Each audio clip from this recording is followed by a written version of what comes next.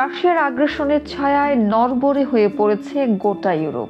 প্রতিরক্ষা খরচ বাড়ানো ও ইউক্রেনকে সহায়তার প্রশ্নে একত্রিত হতে গিয়ে যেন বড়সড় ধাক্কা খেল ইইউ। বেলজিয়ামের ব্রাসেলসে অনুষ্ঠিত গুরুত্বপূর্ণ বৈঠকে ইউরোপের নেতারা মুখোমুখি হলেও এককাট্টা অবস্থানে পৌঁছাতে ব্যর্থ হয়েছেন তারা।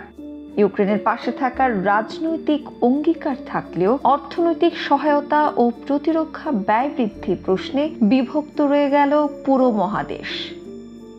ফ্রান্সের প্রেসিডেন্ট স্পষ্ট জানিয়ে দিলেন, কোনো সমঝোতা হয়নি।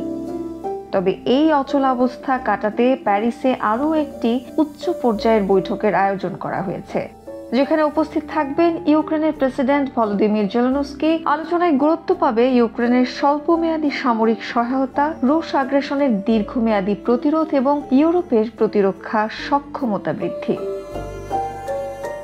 ইউক্রেন ইস্যুতে মার্কিন প্রেসিডেন্ট ডোনাল্ড ট্রাম্পের নীতির কারণে উদ্বেগ ছড়িয়ে পড়েছে ইউরোপীয় নেতাদের মধ্যে। তারা আশঙ্কা করছেন, ট্রাম্প প্রশাসন যদি কিয়েভকে রাশিয়ার সঙ্গে আপোষ করতে বাধ্য করে তাহলে ইউরোপও চরম পরিণতির মুখে পড়বে, কারণ এটি রাশিয়াকে আরও আগ্রাসী হতে উস্কে দেবে। ব্রাসেলস বৈঠকে ইউক্রেনকে সহায়তা ও ইউরোপীয় প্রতিরক্ষা জোরদার করতে $875 বিলিয়ন একটি সম্ভাবনা আনা হয়। যৌথ ঋণের মাধ্যমে এই ব্যয় বহনের বিষয়েও আলোচনা হয়েছে।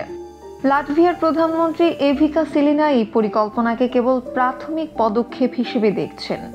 তিনি বলেছেন, আমরা কিভাবে আরও বেশি তহবিল পেতে পারি সে বিষয়ে আরও আলোচনা প্রয়োজন।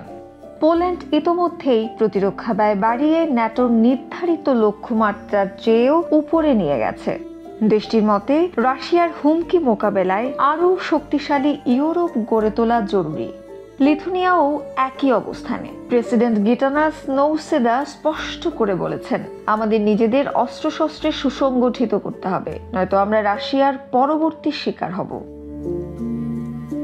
সম্প্রতি ট্রাম্প, পুতিন ও জেলেনস্কির মধ্যে কথোপকথন হয়েছে। ট্রাম্প এটিকে বেশ ভালো বলে মন্তব্য করলেও সমালোচকরা বলছেন তার নীতি রাশিয়াকে সুবিধা দেবে। এদিকে ইউক্রেনের পারমাণবিক বিদ্যুৎ কেন্দ্রগুলোর মালিকানা নিয়ে যুক্তরাষ্ট্র ও কিয়েভের মধ্যে আলোচনা চলছে। হোয়াইট হাউস জানিয়েছে, এসব কেন্দ্রের নিয়ন্ত্রণ যুক্তরাষ্ট্রের হাতে আসতে পারে। তবে জেলেনস্কির বক্তব্য অনুযায়ী এটি শুধু রাশিয়ার দখলে থাকা জাপোরিজ্জিয়া বিদ্যুৎ কেন্দ্রের ক্ষেত্রেই হতে পারে। তবে এই ইউক্রেন সংকট কেবল একটি যুদ্ধের বিষয় নয়, এটি ইউরোপের রাজনৈতিক স্থিতিশীলতা ও নিরাপত্তার প্রশ্ন। যদি ইইউ দ্রুত ও সংগঠিত প্রতিরক্ষা নীতি গ্রহণ করতে ব্যর্থ হয় তাহলে রাশিয়ার আগ্রাসন আরও বিস্তৃত হতে পারে।